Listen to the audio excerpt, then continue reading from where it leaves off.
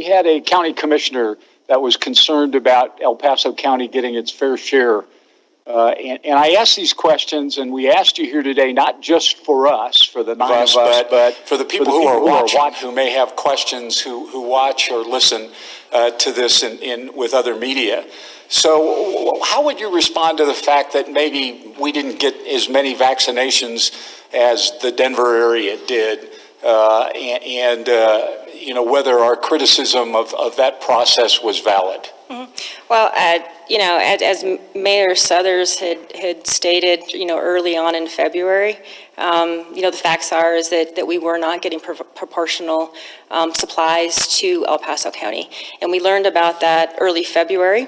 And so once the state became aware of that discrepancy, they have committed to us and are committed to us to get us to where we need to be. And I think that we'll be at proportional supplies within maybe 2 or 3 weeks. And so they have been steadily providing increased supplies. And the week of February 8th is where we saw a big boost, but they have committed to us through General Scott Sherman, who Mayor Suthers and I keep in touch with, and also the leadership at CDPHE, that they are sending increased vaccine supplies.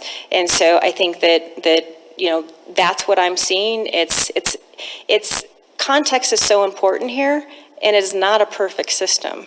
I mean, with the entire pandemic, I mean, we've experienced so many different challenges along the way, and so it's going to be clunky at certain points, but I can tell you that I work very closely with the county commissioners. I keep them informed, and I think that, you know, as elected officials, I mean, there's various different concerns, and they're welcome to speak up on, and demonstrate the leadership that they think is appropriate. But to Commissioner Gonzalez and him pointing out that there were not proportional supplies, there aren't proportional supplies.